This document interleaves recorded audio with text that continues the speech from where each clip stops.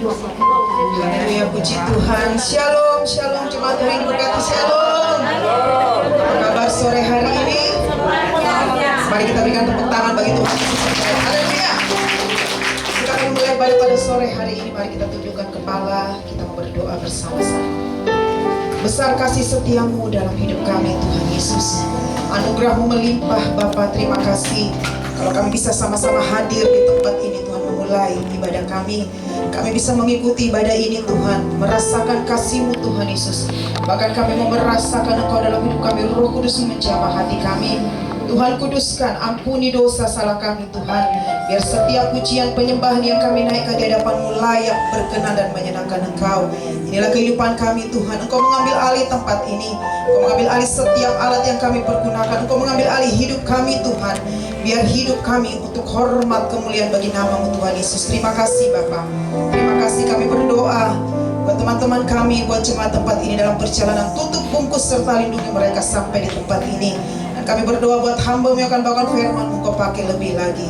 Kami siap, kami mau Tuhan memuji, memuliakan, menyembah Kau, masuk dalam hadirat-Mu lebih lagi. Di dalam nama Tuhan Yesus, mari sama-sama kita katakan amin. Haleluya, puji Tuhan. Hanya Kau Yesus yang kami sembah. Hanya Kau Yesus yang kami tinggikan dalam hidup kami. Terima kasih Bapa. Terima kasih Tuhan Yesus. Haleluya, haleluya. Mari sama-sama katakan pujian ini. Yesus Tuhan dan Allah kami, Engkau layak menerima pujian, hormat dan kuasa, sebab Kau telah ciptakan segala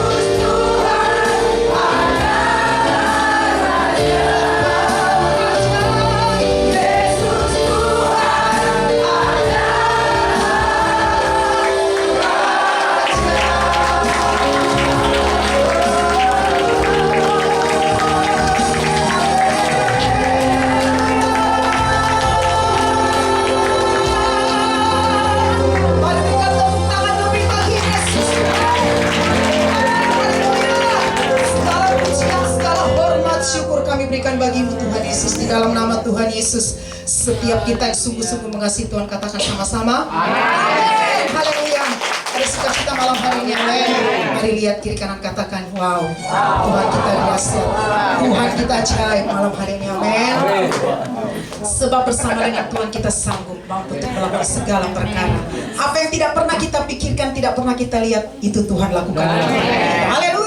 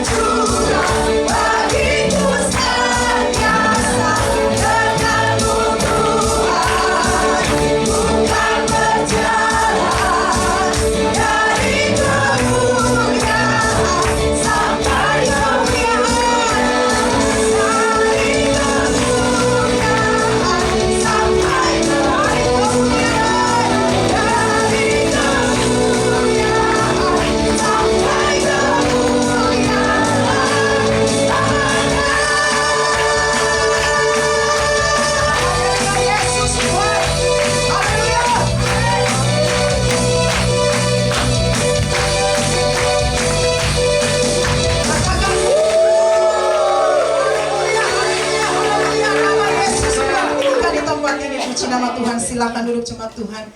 Wow, dahsyat malam hari ini, amin. Sebab kita punya Tuhan Yesus yang dahsyat. Saya akan manggil ibu-ibu yang ingin bersaksi. Saya persilakan.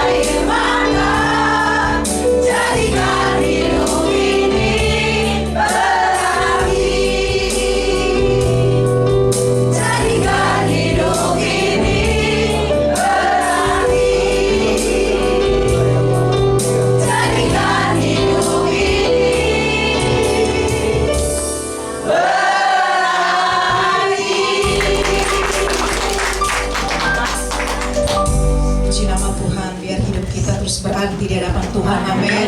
Sebab lebih indah dari segalanya bila kita berjalan bersama dengan Yesus Tuhan. Haleluya. Kita akan mendengarkan kesaksian. Bersyukur kepada Tuhan, dan ini sungguh indah ya buat kita ibu-ibu ya. Jika ada Yesus dalam hidup kita, sesuatu yang sungguh berarti ya. Karena hanya Yesus, tidak yang lain, hanya Yesus ya. Ketika dalam kesendirian kita ketika kita merenung betapa baiknya Tuhan, rasanya kita mau jauh dari Tuhan ya. Itu sebabnya saya bersyukur, nggak terasa ya, kayaknya masih muda gitu ya, 17 tahun kan?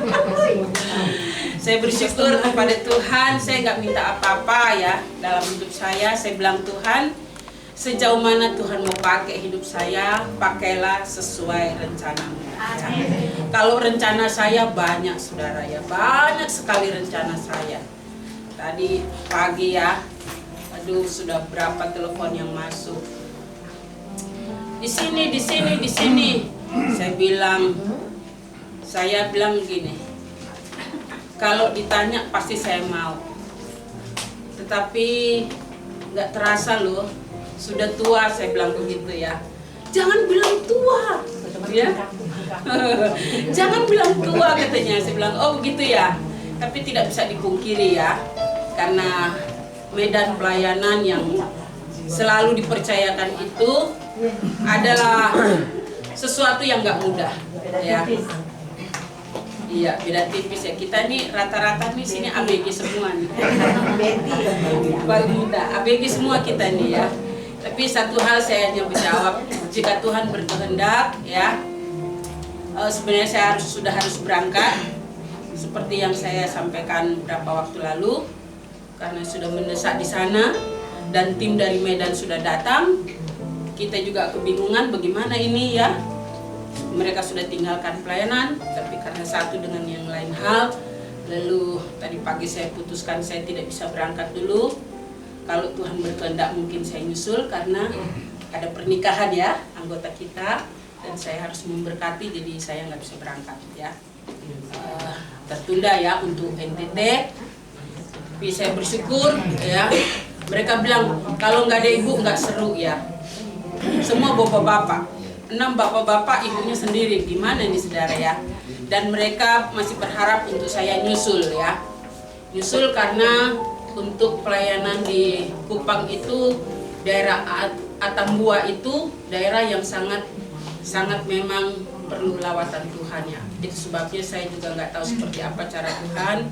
Tapi yang saya minta dari saudara, bantu saya dalam doa supaya Tuhan selalu kasih sehat dan saya bisa melayani seperti apa yang Tuhan mau, sejauh mana yang Tuhan mau. Saya mau mengalir bersama Tuhan dan saya bersyukur buat umur panjang yang Tuhan sudah beri buat saya. Terima kasih buat jemaat yang sudah berdoa buat saya dan saya percaya Tuhan Yesus memberkati. Puji Tuhan. Puji Tuhan. Kita akan berikan persembahan. Bapak Ibu jemaat Tuhan yang bertugas untuk berdoa, saya persilakan.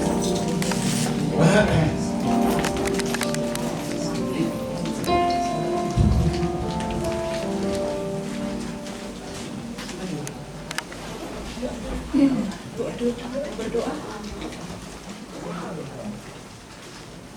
Yang berdoa siapa ya? Ya doa aja. Kami aja.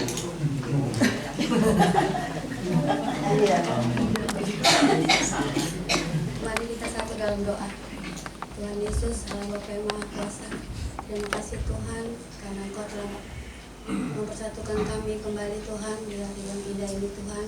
Bentar lagi kami akan memberi persembahan, kiranya persembahan ini menjadi satu berkat jadi pelayanan ya Bapa. Dalam nama Yesus kami berdoa dan mengucap syukur bagi Bapa di surga. Amin. Amin. Sambil memberikan persembahan, kita angkat satu pujian bersama-sama.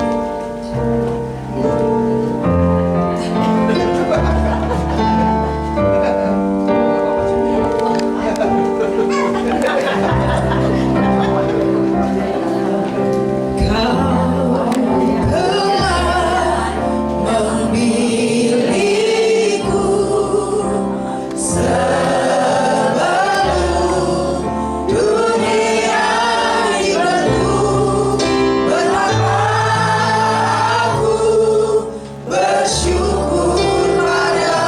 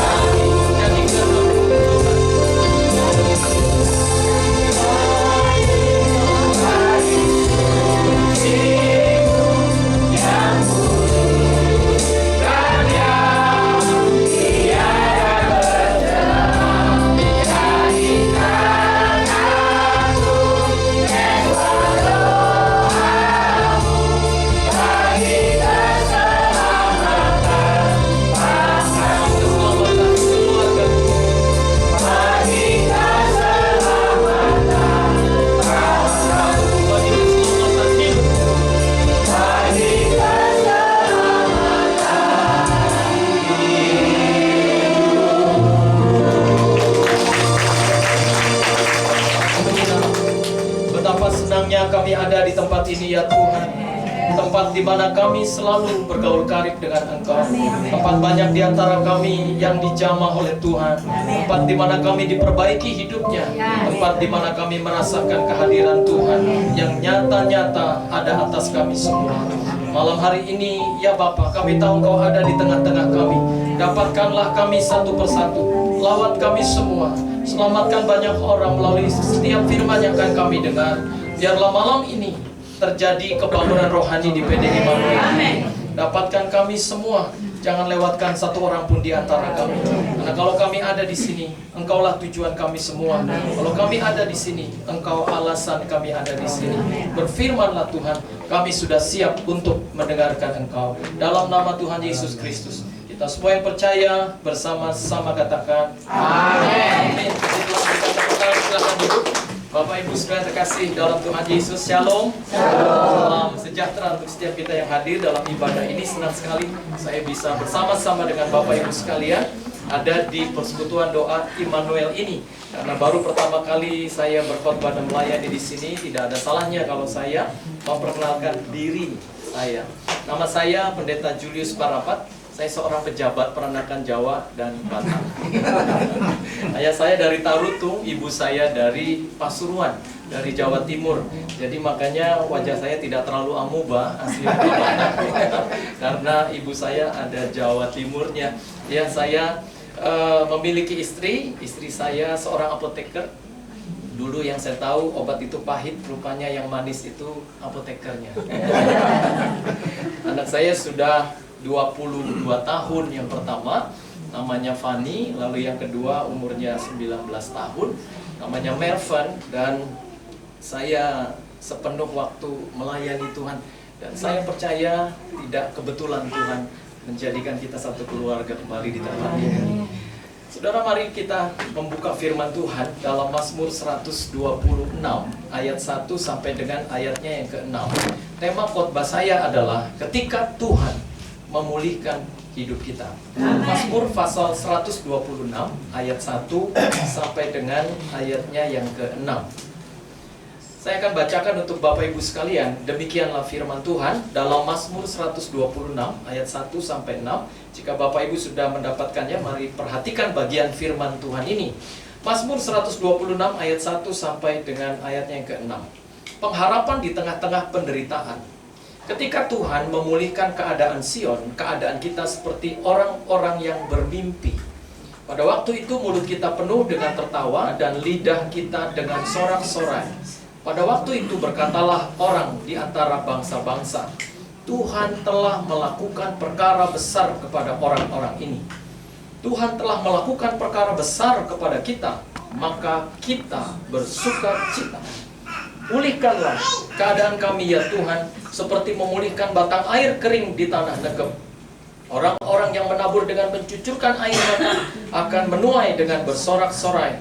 Orang yang berjalan maju dengan menangis sambil menabur benih, pasti pulang dengan sorak-sorai sambil membawa berkas-berkas. Ketika Tuhan memulihkan keadaan kita.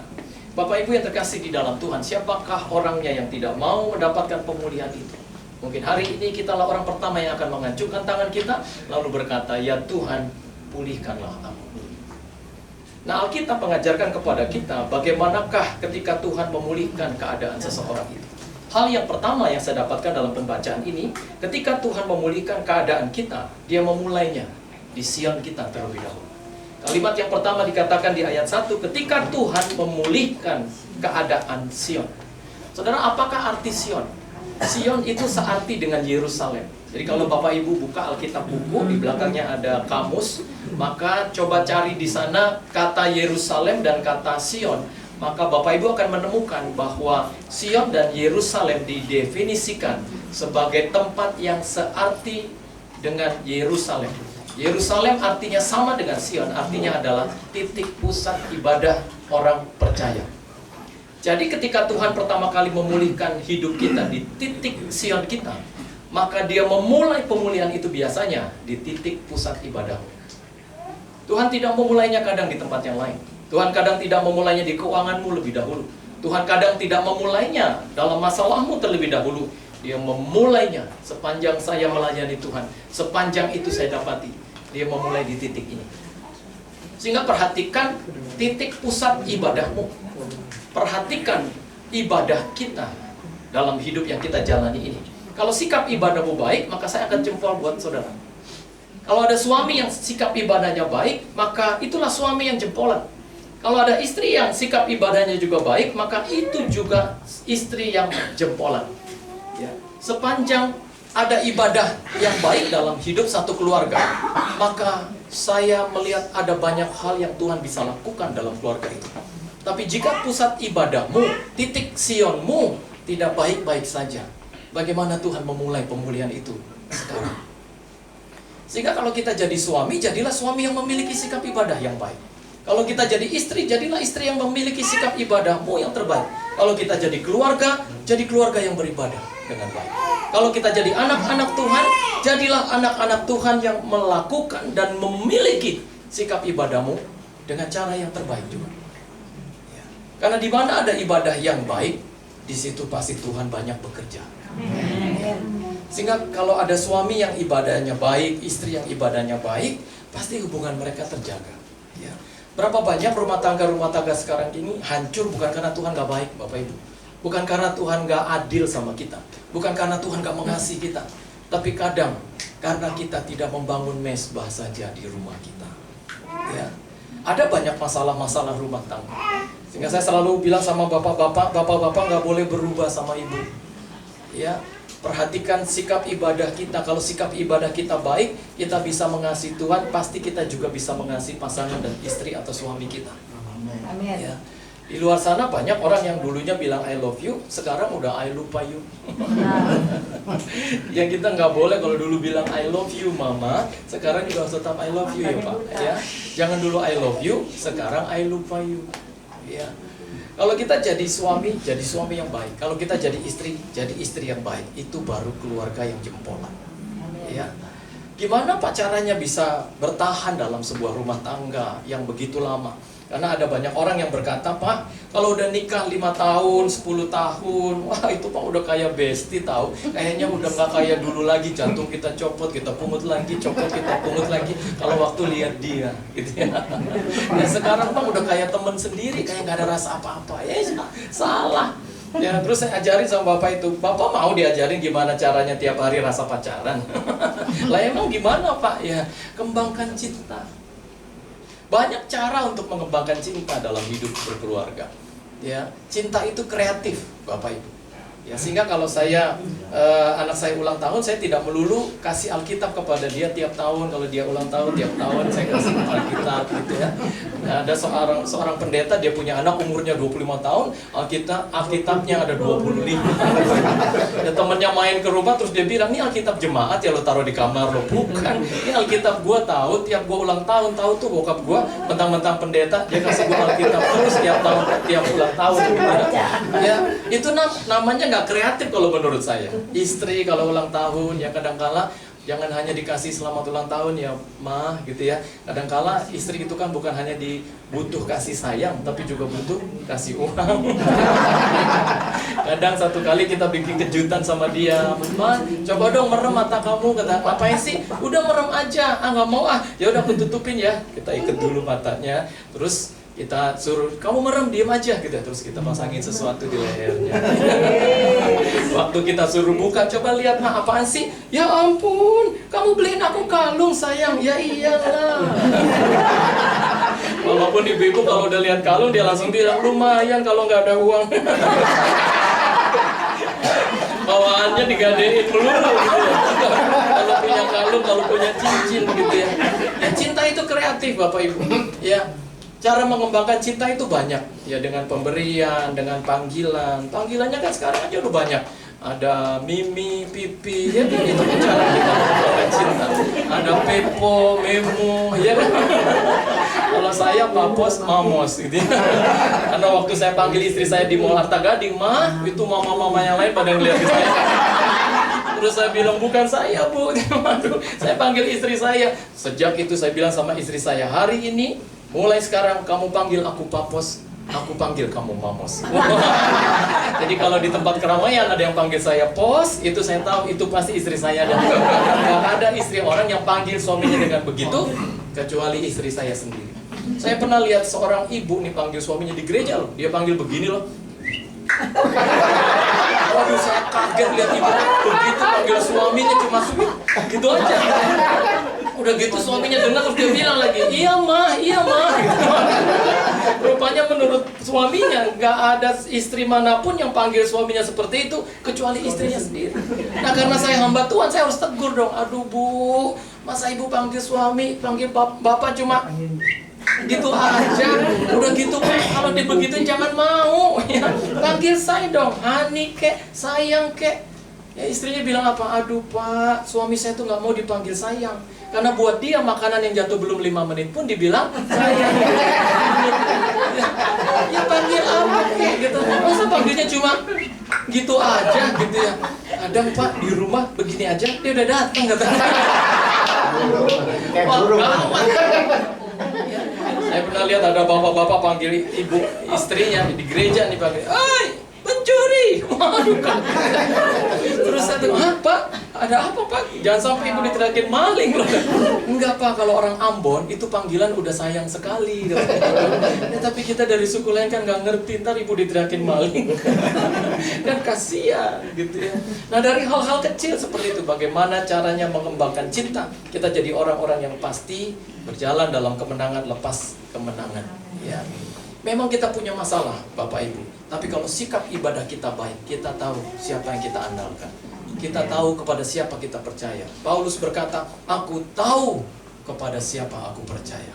Kenapa dia berkata seperti itu? Karena dia melihat ada Tuhan yang sanggup melakukan jauh lebih dari apa yang dia bisa harapkan dalam kehidupannya.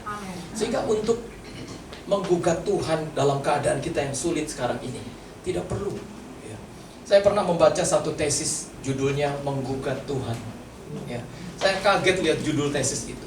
Saya tertarik membacanya. Waktu saya baca, akhirnya ketika di akhir tesis itu saya kagum melihat penulis ini. Di akhir penulisannya dia berkata, tanganku terlalu pendek untuk bertinju dengan Tuhan. Lengan kita terlalu pendek untuk bertinju dengan dia. Kita tidak perlu menggugat dia. Terima saja, lakukan saja bagian kita. Bapak Ibu, kalau kita sulit, kalau kita punya masalah, kalau kita punya persoalan, jangan lihat yang lain, lihat Tuhan saja. Ya. Kalau engkau membangun pusat ibadahmu, maka engkau akan menjadi orang yang melulu melihat kesanggupannya. Tapi kalau engkau hanya khawatir, bimbang, engkau menjadi orang-orang yang ragu, maka Alkitab berkata, orang yang bimbang, orang yang ragu, jangan berpikir mereka akan menerima sesuatu dari Tuhan. Lebih baik kita percaya. Kan Bapak Ibu adalah orang-orang yang telah mengalami banyak pertolongan Tuhan. Kalau bukan karena Tuhan, kita ini nggak ada apa-apanya sampai hari ini. Bayangkan pandemi yang begitu sulit, ya, yang kata orang kita geser sedikit aja bisa mati. Ya, tiap hari kita bagaikan taruhan nyawa di tengah-tengah pandemi. Tapi toh kita bisa sampai di titik ini. Kenapa kita bisa melihat semua keadaan ini sampai hari ini? Ini berbicara tentang anugerah yang masih berlaku atas hidup kita. Sehingga kalau kita masih ada sampai hari ini, inilah anugerah yang kita terima. Tuhan tidak sedang berkata bahwa kita lebih dikasihi, sementara orang yang terpapar COVID lalu mengalami maut tidak dikasihi Tuhan. Bukan. Saudara bukan orang yang lebih dikasihi daripada orang yang terpapar COVID lalu mengalami maut dalam pandemi kemarin. Bukan. Tuhan tidak sedang berkata, kamu lebih aku sayang daripada mereka. Tidak. Tapi inilah anugerah yang masih diberlakukan dalam hidupmu. Salah satu hadiah terbesar yang diberikan oleh hidup itu semata-mata bukan uang, Bapak Ibu. Semata-mata bukan kekayaanmu. Semata-mata bukan hebat dan jabatanmu. Tapi salah satu anugerah yang diberikan oleh hidup dan hadiah terbesar yang diberikan olehnya adalah kesempatan itu sendiri. Sehingga kalau kita masih memiliki sempat hari ini, mari lakukan yang terbaik dalam sempat kita. Bukankah dalam pandemi kita belajar bagaimana orang begitu mudahnya ditelan oleh maut? Dalam Habakuk pasal 2 ayat 5 dikatakan, adapun maut itu bagaikan raksasa yang rakus, yang tidak pernah kenyang-kenyang untuk menelan orang yang bisa ditelannya. Bayangkan, Habakuk melihat maut dari kejauhan, bagaikan raksasa yang rakus untuk menelan orang yang bisa ditelannya. Dan pandemi mengajarkan kepada kita betapa rakusnya maut yang bisa menelan siapa saja. Orang biasa, orang luar biasa, orang yang tidak ada apa-apanya, orang yang punya banyak apa-apa, begitu mudahnya berguguran di tengah pandemi. Kalau kita masih selamat sampai hari ini, bukankah ini adalah kesempatan yang terbaik yang harus kita pergunakan dengan cara yang terbaik? Sehingga untuk memaknai hidup yang paling baik adalah ketika kita ingat kembali saat-saat pandemi yang sangat-sangat mengerikan hidup kita. Ya, kita hidup sampai umur berapa sih, Bapak Ibu? Kita bilang 70 sampai 80, kalau kuat pun kita udah sangat menderita. Karena kemanusiaan kita ini tambah hari, manusia lahiriah kita ini akan semakin merosot. Tapi manusia batiniah kita hendaklah semakin diperbaharui. Sehingga masa tua bukan menjadi masa yang perlu dirisaukan. Kita nggak bisa menolak tua, Bapak Ibu. Kita nggak perlu usaha, nggak perlu kerja. Masa tua itu akan datang dengan sendirinya. Sehingga kalau kita masih menolak tua, bahkan pendeta pun ada banyak yang nggak siap untuk jadi tua. Sehingga kalau baca Alkitab, dahulu aku muda, sekarang tetap muda, tapi tidak pernah kulihat orang benar ditinggalkan. Salah ayatnya kan? Dahulu aku muda, sekarang telah menjadi tua, tapi karena dia nggak mau tua, akhirnya dia bilang, dahulu aku muda, sekarang tetap muda, tapi tidak pernah kulihat orang benar ditinggalkan, atau anak cucunya meminta-minta roti. Salah. Ya. Sehingga kalau kita menjadi tua pun, biarlah masa tua kita menjadi masa yang tetap indah. Masa yang indah itu bukan hanya masa muda, tapi masa tua pun kalau kita hidup bergaul karib dengan Tuhan, maka itu akan menjadi betapa indahnya hidup di masa tua itu. Ya. Sehingga banyak anak-anak harus bersyukur kalau orang tua mereka ada dan memasuki masa tuanya. Kenapa? Karena disitulah kita bisa belajar. Sampai di titik itu orang tua kita disertai Tuhan dan tidak pernah ditinggalkan olehnya. Ya. Hidup ini, kata seorang penulis, seperti menjalin tali. Sebentar saja kita menjalinnya, kita sudah sampai di ujung. Ya. Saya selalu katakan kepada banyak orang, jangan tertipu dengan usia yang muda, karena syarat untuk mati tidak harus tua. Jangan tertipu dengan badan yang sehat, karena syarat untuk mati pun tidak harus sakit. Ada orang yang sehat hari ini, besok bisa nggak ada. Saya sering mengalami pengalaman keadaan seperti itu.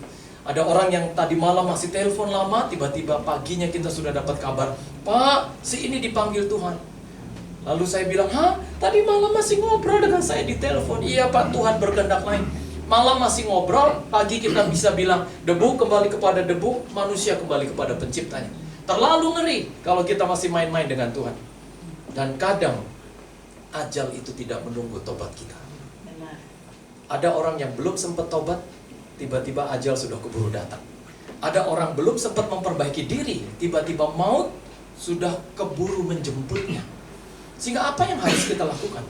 Lakukan hidup kita dengan cara yang terbaik, supaya Tuhan dimuliakan. Dan itu dimulai dengan membangun sikap ibadah kita yang baik. Kalau dulu saya pernah membaca kisah tentang orang-orang di Tiongkok. Orang-orang di Tiongkok itu dulu selalu bertanya, sampai berapa tahun cita-cita umur kamu hidup di dunia? Kalau Bapak Ibu saya tanya, Bapak Ibu punya cita-cita umur sampai berapa?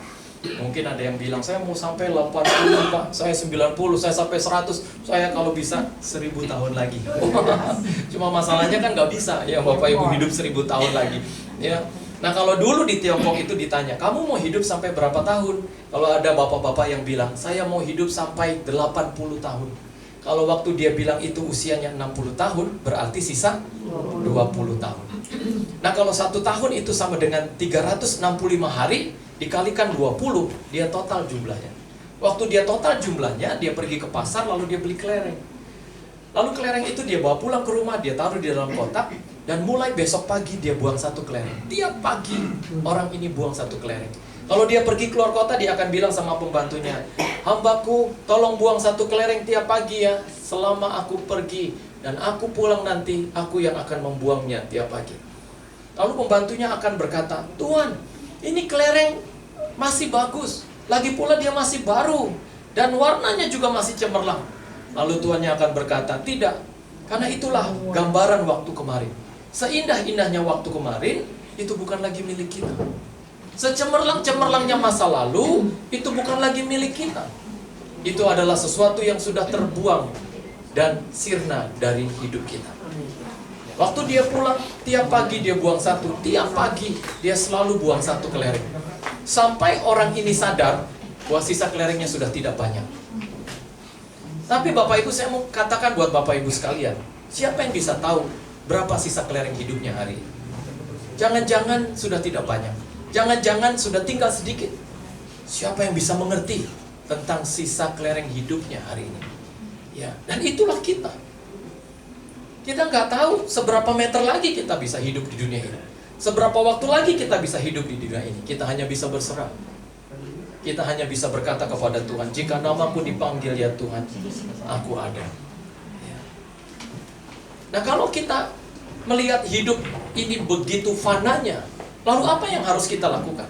Yang harus kita lakukan adalah, mari pergunakan setiap kelereng yang hari ini engkau akan buang besok dengan cara yang terbaik. Tidak ada pilihan lain kecuali engkau mempergunakan setiap anugerah yang Tuhan berikan di hari ini, lalu untuk menghabiskannya dengan cara yang sempurna. Kita tidak punya alasan untuk tidak memberikan yang terbaik dalam hidup ini untuk Tuhan. Alasan kita hidup adalah Tuhan. Tujuan kita hidup adalah Dia. Dia jadi pusat perhatian kita sampai titik hari ini. Sehingga perhatikan titik ibadahmu, pusat ibadahmu, Sionmu.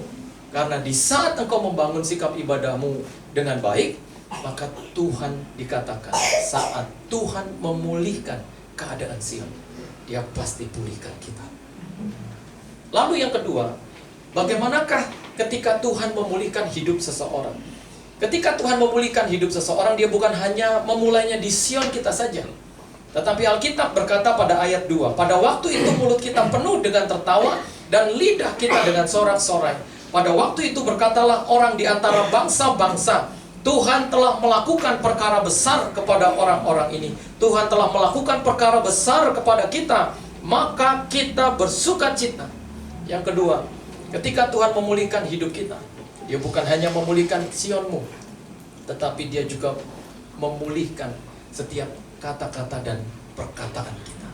Yang tadinya kita bilang, nggak mungkin, mana bisa, percuma, masa iya. Itu ya, akhirnya kita bisa berdiri dan berkata, sesungguhnya aku punya Tuhan yang besar dan bukan punya masalah yang besar. Ini bagian kita. Ketika Dia memulihkan hidup kita, Dia memperlihatkan kesanggupannya bahwa Dia Tuhan yang bisa dipercaya. Allah itu terlalu sanggup untuk dipercayai, Bapak Ibu. Allah itu terlalu bisa untuk diandalkan. Dia tidak pernah kekurangan cara untuk membuat kita mengerti bahwa Dia Tuhan yang bisa melakukan jauh lebih dari apa yang dapat kita lakukan. Memang kita seperti kaget waktu kita menikah gitu ya. Ya, ada banyak anak-anak muda seringkali kalau saya kasih pembekalan pernikahan gitu ya, mereka tuh mikir kalau kita mau masuk pernikahan itu kita seperti mau masuk ke Taman Eden. Aduh, saya bilang kadang bukan masuk Taman Eden tapi ke Jurassic Park. Yang ada cuma marah, yang ada cuma kesel, yang ada cuma berantem. Belum lagi masalah-masalah yang lain. Kemarin saya di gereja ketemu satu kertas jatuh. Waktu saya pungut, saya lihat loh tulisan pensil alis 30.000, rambut 127.000. Astaga. Terus saya bilang sama pengerja yang lain, ini pasti punya ibu-ibu ya, istri orang. Iya nih, gawat, kasihan nih suaminya nih tiap hari disodorin pensil alis 30.000, jatuh rambut 127.000. Astaga gitu ya. Ya kemarin waktu saya beli nasi helikopter, tahu kan Bapak Ibu nasi helikopter? Uduk. Maksudnya nasi uduk. Tiba-tiba dari belakang ada suara, Bu, yang pakai tato dulu ya. Saya lihat, siapa yang pakai tato di belakang? Enggak, itu ibu-ibu tato alis katanya. Oh, tato alis? Iya, kadang-kadang ya ibu-ibu tuh jauh lebih preman daripada yang cuma tatonya nggak kelihatan aja. Ya, padahal dia udah pakai tato tapi tato alis gitu ya. Ya, berapa banyak orang-orang yang tidak melihat hal ini. Kadang-kala belum lagi kita masuk ke masalah rumah tangga, menemukan masalah keuangan, ya. Kadang gaji 3 koma, tanggal 3 udah koma. Ya, kita lihat kita masih hidup sampai hari ini. Waduh, itu anugerah yang besar. Bapak Ibu adalah orang yang dikasih karuniai oleh Tuhan. Sehingga bapak-bapak jangan merasa kalau di rumah itu seperti di UGD. Ada bapak-bapak bilang sama saya, Pak Pendeta, saya kalau di rumah itu Pak, seperti di unit gawat darurat. Loh kenapa Pak? Iya Pak, istri saya itu adalah penyakit saya. Istri saya adalah musuh terbesar saya. Saya bilang, Pak, istri itu, ibu itu bukan musuh terbesar kita. Dia adalah orang terdekat kita. Sehebat-hebatnya kita perang, ntar malam dia juga tidur di samping. Berarti dia bukan musuh kita, dia orang terdekatmu. Ya, sehingga kalau kita menjalani hidup, jadikan dia teman dekat yang bisa menjadi memberikan saran, memberikan nasihat, memberikan dukungan. Ya. Kemarin bapak-bapak bilang, Pak, ayo cepat kita harus selesai ibadahnya. Loh kenapa? Saya masih tahanan rumah. Kok tahanan rumah? Iya Pak, ini pun masih bebas bersyarat. Nggak boleh pulang lewat jam 9. Saya garuk-garuk kepala, astaga, suami-suami sekarang. Bayangin, ya. Belum lagi masalahnya di istri, ya. Ada seorang ibu datang kepada saya, Pendeta, saya sejak nikah sama suami saya seperti menikah di bawah pemerintahan Pontius Pilatus di sana ke dalam kerajaan maut. Waduh, astaga, saya baru dengar dari ibu itu kalau ada pernikahan seperti di bawah pemerintahan Pontius Pilatus. Itu nikah kayak apa pikir saya? Rupanya suaminya galak, Bapak Ibu. Ya, saya bilang sama bapak-bapak, nggak boleh galak-galak sama ibu. Ya, istri itu disinyalir pelipat ganda rezeki seorang suami loh, bapak-bapak. Yang sehingga Alkitab bilang, hai suami kasihilah istrimu supaya doamu tidak terhalang. Tidak mengasihi istri itu bisa menghalangi doa. Itu bisa menjadi mampet setiap doa kita. Sehingga kasihi istrimu. Ibu-ibu bisa berbangga hari ini. Ibu-ibu kepalanya besar, pulang dengan sorak-sorak, menabur dengan air mata, menuai dengan sorak-sorai. Nanti ya poin yang ketiga. Ya, ya. Bapak-bapak, ya, ibu-ibu juga harus bersyukur. Ada bapak-bapak yang kerja tiap hari loh. Coba bayangkan, kita punya suami yang luar biasa baiknya. Kerja pagi, pulang sampai malam. Ya, ngeri kalau lihat suami kerja di luar itu, betapa berpeluhnya. Sehingga satu kali ada seorang bapak datang ke saya bilang gini, Pak, saya harus kerja keras. Gak apa-apa saya pulang malam. Kenapa Pak? Supaya istri saya tetap glowing. Wah, saya bilang, memang ibu-ibu udah banyak yang glowing sih sekarang. Kadang-kala kita khotbah aja sampai kelilipan. Kita bingung ini lampu sorot atau mukanya ibu-ibu gitu ya. Kadang-kala kita nggak kuat melek ya, karena terlalu glowing. Iya. Kemarin saya baca satu tulisan, di balik istri yang glowing pasti ada suami yang angus. Jadi kalau ada bapak-bapak yang pada angus di sini, itu saya akan jempol. Kenapa? Karena itu pasti kerja keras. Ya. Dan itulah hidup. Kalau hidup kita dijalani dengan bersama-sama, maka apapun yang terjadi, kita jadi orang yang selalu tahu bahwa ada Tuhan yang besar yang ada di tengah-tengah keluarga. Sehingga hidup kita bisa terus maju dan bukan mundur. Hidupmu bisa terus naik dan bukan turun. Kita jadi orang-orang yang pasti jadi juaranya. Amin. Lalu yang ketiga, Bapak Ibu, bagaimanakah ketika Tuhan memulihkan hidup kita? Ketika Dia memulihkan hidupmu, Dia bukan hanya memulai di titik Sion, pusat ibadahmu saja. Dia bukan hanya memulai di kata-katamu saja, tetapi Dia memulainya lewat kekuatanmu yang semakin hari semakin dipulihkan. Di ayat yang keempat dikatakan, pulihkanlah keadaan kami ya Tuhan, seperti memulihkan batang air kering di tanah negeb. Orang-orang yang menabur dengan mencucurkan air mata akan menuai dengan bersorak-sorai. Orang yang berjalan maju dengan menangis sambil menabur benih pasti pulang dengan sorak-sorai sambil membawa berkas-berkasnya. Dan ini kebenaran yang tidak bisa dirubah. Kalau Tuhan sudah memulihkan kekuatan kita, maka kita akan bisa lari sekencang-kencangnya. Ini yang dikatakan oleh Daud, kukan berlari dan melompati tembok. Ada banyak tembok-tembok masalah, tapi kita bisa melewati dan melompati. Kalau Bapak Ibu sudah melompati tembok, maka tidak ada penghalang lagi. Kita bisa lari sekencang-kencangnya yang kita mau. Kita jadi orang yang berjalan tiada lelah, berlari tiada lesu. Kita menang bersama dengan Tuhan. Asal hidup kita lurus. Alkitab berkata, kepada orang yang suci, Tuhan itu berlaku suci. Tapi terhadap orang yang berbelat-belit, terhadap orang yang bengkok hatinya, Tuhan berlaku belat-belit. Coba bisa buka di Mazmur 18 ayat 27. Alkitab katakan begini, Bapak Ibu. Sehingga jaga motivasimu, jaga tujuanmu supaya tidak bengkok. Dia berkata, terhadap orang yang suci engkau berlaku suci, tetapi terhadap orang yang bengkok engkau berlaku belat-belit. Bapak Ibu pernah lihat orang yang berbelat-belit? Saya sering, apalagi di gereja. Ya berapa banyak orang di gereja itu yang kalau bilang, siap Pak, oke, beres Pak, sip. Ya, komandan gitu ya. Tapi pada hari hanya, mana si beres itu nggak ada. Mana si sip itu udah kabur.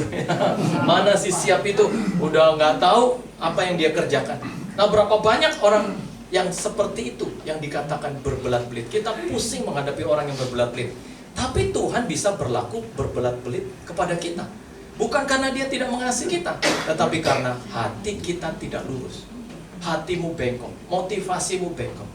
Sehingga hari ini, kalau hatimu lurus, motivasimu lurus, jangan takut. Kita pasti jadi juaranya. Sehingga perhatikan motivasimu. Kalau kau ibadah, biarlah motivasimu hanya Tuhan saja yang kau muliakan. Hanya Tuhan saja yang engkau tinggikan. Kita punya sidik jari masing-masing, Bapak Ibu. Tidak ada satu sidik jari pun yang sama. Ada 8 miliar manusia di muka bumi ini, tapi tidak pernah satu pun yang memiliki sidik jari yang sama. Bapak Ibu boleh anak kembar, Bapak Ibu boleh lahir dari perut ibu yang sama, Bapak Ibu boleh suami istri, Bapak Ibu bisa kakak adik, tapi tidak pernah satu orang pun yang bisa memiliki sidik jari yang sama. Sehingga kalau kepolisian mencari jati diri seseorang, mereka cari lewat sidik jari. Karena tidak ada sidik jari satu orang pun yang bisa disamakan. Apa artinya sidik jari yang berbeda dari 8 miliar manusia di muka bumi ini? Artinya adalah Bapak Ibu punya kekhususan sendiri-sendiri. Kita punya keunikan sendiri-sendiri di mata Tuhan. Bahkan dalam hal rezeki pun kita nggak sama. Bahkan adik dan kakak pun kadang rezekinya beda, Bapak Ibu. Ada adiknya biasa, kakaknya luar biasa. Ada kakaknya yang luar biasa sekali, ya adiknya biasa-biasa aja. Ada yang kaya sekali, ada yang hidup sederhana. Ada yang luar biasa, ada yang biasa-biasa, hidup seadanya. Banyak. Karena masalah rezeki pun kita nggak bisa mengatur Tuhan. Sehingga kita nggak boleh iri terhadap rezeki orang. Kalau kita masih naik angkot hari ini, bersyukurlah. Kalau kita sudah punya mobil, bersyukurlah. Kalau kita masih menggunakan motor, bersyukurlah dan tetap bersyukur. Saya ingat waktu saya baru-baru melayani, saya punya motor, saya kasih nama motor saya dengan nama motor orang gelem. Ya, karena setiap kali saya nyalain itu suaranya orang gelem, orang gelem, orang gelem, orang gelem. Ntar kalau dia udah jalan suaranya berubah, gelem, gelem, gelem, gelem, gelem. Artinya kalau dinyalain tuh ya dia selalu bilang nggak mau, nggak mau, nggak mau. Udah sampai pegel dia baru gelem, Bapak Ibu. Baru dia nyala, dia mau. Akhirnya saya jalani hidup petir menyambar-nyambar. Saya layani Tuhan, saya tetap setia, saya layani Tuhan. Akhirnya sampai di titik Tuhan rubahkan dan pulihkan hidup saya. Dia terlalu bisa untuk bisa diandalkan dalam hidup ini. Sehingga Bapak Ibu yang terkasih di dalam Tuhan, kalau hidup itu harus mengandalkan Tuhan, kenapa kita tidak mengandalkan Tuhan saja? Hidup itu adalah merupakan sebuah perjalanan pulang kepada Sang Khalik. Bapak Ibu bukan pergi meninggalkan Tuhan. Kita semua sedang kembali. Kita semua sedang pulang kepada Tuhan. Dan ada satu buku yang menulis sebuah kalimat yang tidak bisa saya lupakan sampai hari ini. Dan sesungguhnya hidup itu adalah sekedar mengumpulkan bekal untuk pulang. Memang bukan karena bekal itu kita selamat, tapi minimal kita berkata kepada Tuhan, inilah iman, pengharapan dan kasihku. Aku telah mengerjakan keselamatanku dengan takut dan gentar. Sehingga hari ini biarlah kita siap untuk dipulihkan Tuhan. Dengan cara apa? Memperhatikan sikap ibadah kita. Dengan cara apa? Mulai mengucapkan kata-kata yang terbaik yang bisa kita ucapkan. Dalam Alkitab dikatakan ada dua hal yang bisa menyebabkan sesuatu bisa terjadi. Yang pertama adalah jadilah menurut imanmu. Lalu yang kedua, jadilah menurut apa yang engkau katakan. Sehingga betapa berdaya ciptanya kata-kata itu. Lalu yang ketiga, bagaimanakah kita siap dipulihkan? Yaitu dengan terus memperbaharui kekuatan kita, karena Dia sudah memberikan kekuatannya. Hari ini kita menabur air mata, besok kita menuai mata air. Hari ini kita menabur sambil menangis, kita meratap, besok ratapan kita dirubah Tuhan menjadi tari-tarian. Hari ini kita sedih, Hari ini kita malas berpengharapan, tapi hari ini kita tahu, kita melihat cahaya, kita melihat terang, kita melihat jalan. Kita orang-orang yang akan berjalan tiada lelah, berlari tiada lesu. Bapak Ibu adalah orangnya. Mari kita ambil sikap doa, kita aminkan firman Tuhan ini. Kita nyanyi sama-sama. Mulialah namamu Tuhan, berkat-Mu atasku melimpah. Mulialah namamu Tuhan, Kau layak terima pujian tertinggi. Mari bangun Sion masing-masing, sikap ibadahmu di hadapan Tuhan dan muliakan Dia. Dia Tuhan yang suci, Tuhan yang kudus, Tuhan yang berkat-Nya melimpah atas hidup kita. Kita tidak takut bahaya, Dia beserta dengan kita. Mari dengan iman katakan sama-sama. Mulialah namamu Tuhan, berkat-Mu atasku melimpah.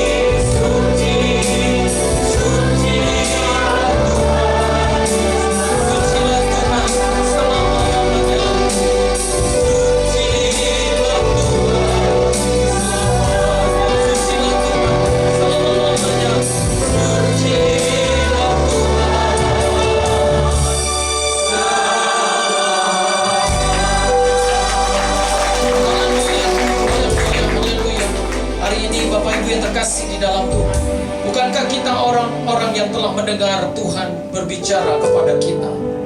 Jika engkau mendengar suaranya, jangan pernah keraskan hatimu. Firman Tuhan berkata, ketika Dia memulihkan hidup kita, kadang Dia memulainya bukan di tempat yang lain, Dia memulainya di titik ibadah kita.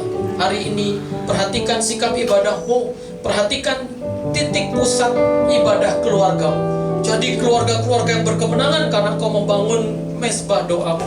Jadi keluarga-keluarga yang maju karena engkau tidak lupa untuk selalu membangun hidup yang beribadah kepada Tuhan. Hari ini kita belajar, milikilah kata-kata yang baik, karena melalui kata-kata kita Tuhan bisa membuat apa yang tidak ada menjadi ada, yang tidak mungkin menjadi mungkin. Dia berkata, jadilah menurut apa yang engkau katakan. Betapa berkuasanya kata-kata. Sehingga ucapkan kata-kata yang terbaik yang bisa engkau ucapkan untuk keadaanmu. Katakan, saya pasti bisa. Tuhan pasti tolong saya. Tuhan pasti berkati saya. Saya pasti menang. Saya pasti jadi juaranya. Dan melalui kata-kata itu, sadar tidak sadar engkau sedang merubah keadaanmu dengan kata-kata yang kau ucapkan dalam dukungan Tuhan. Hari ini kita melihat dan belajar bagaimana ketika Tuhan memulihkan hidup kita, Dia memulihkan kekuatan kita untuk tetap maju dan bukan mundur. Jangan berhenti berharap kepada Tuhan. Kalau engkau mau istirahat boleh, sambil engkau merenungkan kebaikannya. Jangan pernah berhenti berharap. Jangan pernah berhenti mengandalkan Tuhan. Jadi orang yang terus menjadikan Tuhan pusat perhatianmu. Tuhan tidak pernah kekurangan cara untuk menolong kita. Hari ini, adakah di antara saudara yang ingin didapatkan Tuhan malam hari ini? Taruh tanganmu di hatimu masing-masing. Dan mari berdoa bersama dengan saya. Bapa di dalam surga, lihatlah kepada masing-masing kami ya Tuhan. Kami adalah orang-orang yang perlu pemulihan dinyatakan dalam hidup setiap kami. Kami membutuhkan Engkau Tuhan. Kami memerlukan-Mu. Malam hari ini kami tahu surga sedang menaruh perhatian ke tempat ini. Kami tahu Tuhan sedang menghadapkan wajahnya kepada kami. Lihatlah kepada kami Bapa. Selamatkan keluarga kami, selamatkan perekonomian kami, selamatkan hidup kami. Jadikan kami orang-orang yang bisa menemukan jalan keluar dalam setiap masalah kami. Bahkan setiap kami yang sakit pun malam ini mengalami kesembuhan yang datang daripada Tuhan. Malam ini kami yang sakit sudah dijamah, sudah disembuhkan demi nama Tuhan Yesus Kristus. Terima kasih untuk firman-Mu ya Allah. Kami siap untuk mengalami pemulihan itu di dalam nama Tuhan Yesus Kristus. Sesungguhnya PD Immanuel penuh dengan kemuliaan Tuhan. Dalam nama Tuhan Yesus kita semua yang percaya bersama-sama katakan amin. Haleluya.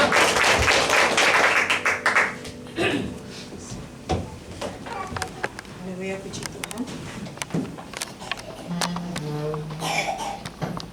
Kita telah mendengarkan firman Tuhan malam hari ini. Kita bersyukur semua akan kebaikan Tuhan yang diberkati pada firman Tuhan malam ini. Mari kita angkat tangan. Amin. Mari kita berikan tepuk tangan sekali lagi. Kita berikan persembahan Bapak Ibu jemaat Tuhan. Dan kita sambil memberikan persembahan, kita akan mendengarkan kesaksian pujian. Saya persilakan.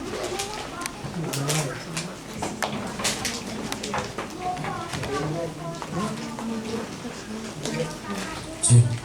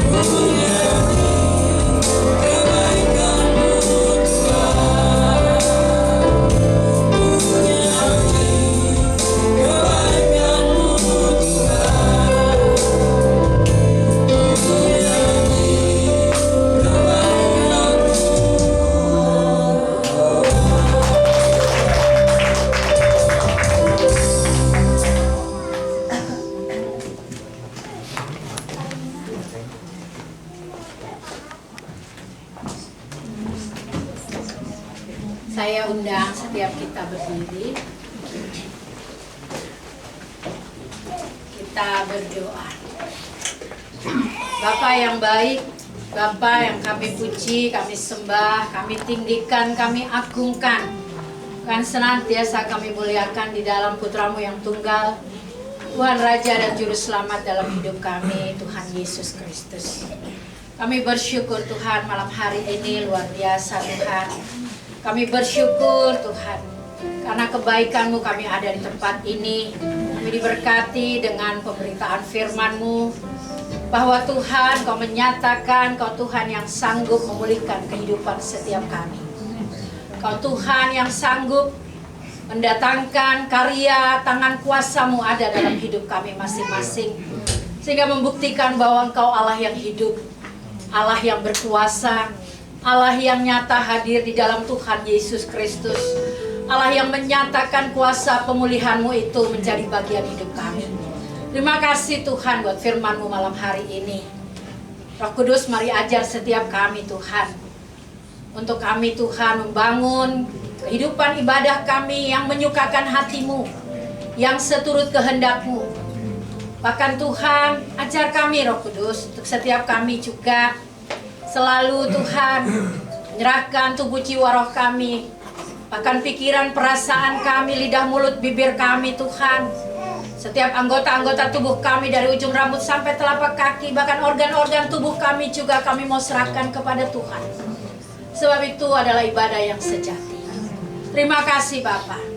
Terima kasih Tuhan Yesus. Ya Roh Kudus lebih lagi memperdalam ini dalam kehidupan setiap kami. Boleh mengalami Engkau Tuhan Yesus. Nyata-nyata benar Engkau ada dalam hidup kami. Bersyukur Tuhan buat hamba-Mu yang malam hari ini boleh menyuarakan apa yang Tuhan mau sampaikan buat setiap kami. Allah yang sanggup memberkati kehidupan hamba-Mu Bapa. Kerjaan, pelayanan, kehidupan keluarga, rumah tangga diberkati di dalam nama Tuhan Yesus Kristus. Kami percaya Engkau pakai dia Tuhan lebih lagi. Jadi perpanjangan tangan kuasa-Mu supaya kebenaran-Mu semakin nyata diperdengarkan di segala tempat. Kami bawa bangsa kami Indonesia dalam tangan kuasa-Mu Tuhan Yesus. Kami percaya Tuhan, tidak kebetulan kami ada di tengah-tengah bangsa ini. Kau Tuhan yang memberkati Indonesia kami Tuhan, dari ujung Sabang sampai Merauke, dari Miangas sampai Pulau Rote, bahkan dari ibu kota, wilayah, daerah, pelosok, pedalaman, terpencil sekalipun, kami katakan dalam nama Tuhan Yesus Kristus, terang kemuliaan-Mu ada di negeriku Indonesia. Terang kemuliaan-Mu dinyatakan bagi bangsaku Indonesia. Dan kami percaya Tuhan, ada jejak kaki Tuhan di bangsa ini, menandakan, membuktikan bahwa Engkau berdiri di tengah-tengah negeriku Indonesia. Dan tangan kuasa-Mu menghadirkan, ada campur tangan Tuhan di bangsaku, ada campur tangan Tuhan di negeriku. Terlebih Tuhan, di hari-hari ini Bapa, saat kami ada di dalam situasi kemarau panjang, kami mau tetap katakan, kalau Tuhan yang berdiri jadi tiang awan, tiang api bagi bangsa kami Indonesia. Engkau Tuhan yang menjadikan mata air itu ada di bangsa kami Tuhan. Sehingga Bapa, kami hanya melewati musim ini.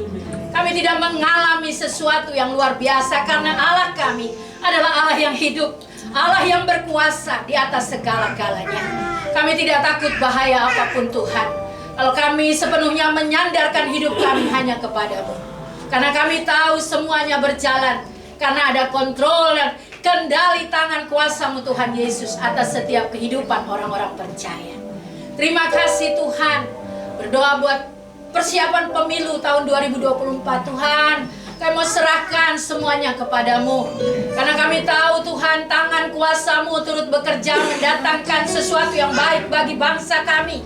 Kami percaya Tuhan, Engkau yang tetapkan, Engkau yang pilih orang-orang terbaik, orang-orang yang di dalam kehidupannya ada roh takut akan Tuhan, dipakai oleh Tuhan, menjadi perpanjangan tangan Tuhan, membawa Indonesiaku menjadi Indonesia yang mengalami pemulihan, Indonesia yang mengalami pembaharuan, Indonesia yang terus mengalami perbaikan. Terima kasih Tuhan. Sekalipun apa yang kami saksikan hari-hari ini tidak seperti apa yang kami mau, tapi Tuhan kami tetap percaya bahwa tangan kuasa-Mu jauh lebih besar. Tangan kuasa-Mu tidak pernah tinggal diam. Dan Engkau Allah yang sedang bekerja bagi Indonesia. Engkau Allah yang menghadirkan terang kuasa Roh-Mu yang kudus atas bangsa ini Bapa. Terima kasih Tuhan. Terima kasih Bapa. Kami percaya Tuhan, kalau Tuhan sanggup memberi kami kekuatan, memberi kami kemampuan, bahkan untuk melewati hal-hal yang sudah kami lewati, kami menjalani itu semua bersama dengan Yesus Kristus Tuhan. Allah yang memampukan kami untuk cakap di dalam segala perkara kehidupan. Karena Engkau Tuhan yang menjadi sumber kekuatan, pengharapan dalam hidup kami. Terima kasih Bapa. Berdoa bagi PD Immanuel di tempat ini Tuhan. Kami percaya Tuhan bahwa ibadah kami bukan ibadah rutinitas, bukan ritual Tuhan, tetapi ibadah kami di dalamnya ada hati Tuhan. Setiap kami boleh memperoleh hati-Mu Bapa. Untuk setiap kami bertumbuh, setiap kami Tuhan tidak hanya bertumbuh, tapi kami boleh berbuah. Kami boleh berdampak bagi orang-orang yang ada di sekitar kami Bapa. Kami boleh berdampak bagi kehidupan keluarga kami masing-masing, supaya pemulihan itu sungguh terjadi atas setiap kami. Terima kasih Bapa, memberkati setiap jemaat-Mu di tempat ini, pengerja bahkan pengurus. Ikat kami dalam satu ikatan tali kasih yang sungguh berasal daripada Tuhan. Kami menolak setiap roh perpecahan dalam bentuk apapun di dalam nama Tuhan Yesus Kristus. Kami satu tubuh, satu roh di dalam Engkau Tuhan Yesus. Kami selalu terikat di dalam Engkau Bapa. Terima kasih Tuhan. Program, rencana apapun yang sudah dirundingkan, yang sudah ditetapkan, kami mau lakukan ini bersama Engkau Tuhan Yesus. Kami mau kerjakan ini bersama dengan Engkau Tuhan yang menjadi sumber kuat hikmat bagi kami. Kami tidak mau berjalan sendiri. Sehingga melalui PD Immanuel, tangan kuasa-Mu Tuhan dinyatakan untuk banyak orang juga boleh datang mengenal siapa Engkau Tuhan Yesus Kristus. Supaya Tuhan setiap kami juga boleh bertumbuh dengan benar, menyukakan hati-Mu Bapa. Terima kasih Tuhan. Kami datang juga Tuhan berdoa Tuhan untuk setiap kami yang ada dalam kelemahan tubuh, setiap kami yang ada dalam pergumulan, persoalan, masalah hidup. Kami percaya Tuhan bahwa kami punya Tuhan yang besar, Tuhan yang hidup, Tuhan yang berkuasa. Dan Engkau sanggup mendatangkan kuasa pertolongan, kuasa pemulihan itu menjadi bagian hidup kami. Dan itu mendidik setiap kami untuk punya karakter iman, karakter rohani yang bertumbuh sungguh-sungguh, berbuah lebat di dalam Engkau Tuhan Yesus Kristus. Terima kasih Bapa. Segala ucapan syukur kami hanya kami naikkan kepadamu ya Bapa di sorga, di dalam Putra-Mu Tuhan kami Yesus Kristus. Kami sudah berdoa. Amin. Amin. Kita tak berdiri pada ucapan Tuhan, kita akan masuk dalam doa berkat. Yesus hanya Kau yang ada.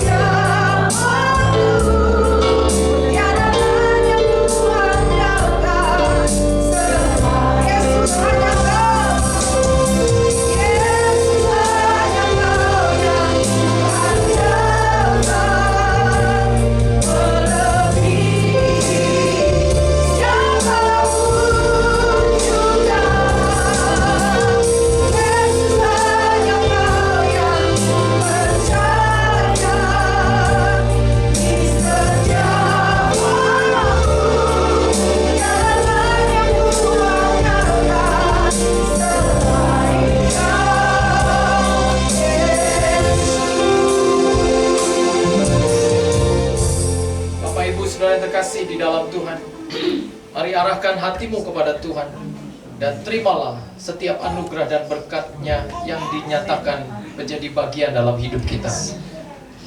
Tuhan memberkati engkau dimanapun engkau berada. Tuhan memberkati keluargamu masing-masing. Tuhan memberkati pekerjaan dan usahamu. Engkau akan maju dan bukan mundur. Engkau akan naik dan bukan turun. Engkau akan direncanakan menjadi kepala dan bukan menjadi ekor. Jika engkau lemah, jadilah kuat. Karena firman Tuhan yang sudah engkau dengar hari ini. Jika engkau berbeban berat, jadilah lega. Karena Kristus sudah bercahaya atas engkau. Engkau yang sakit, sembuhlah engkau dalam nama Yesus. Terima semua kebaikan Tuhan ini di dalam kasih Allah Bapa, dalam anugerah Tuhan Yesus Kristus dan kuasa penyertaan Roh Kudus mulai hari ini, esok dan kekal sampai selama-lamanya.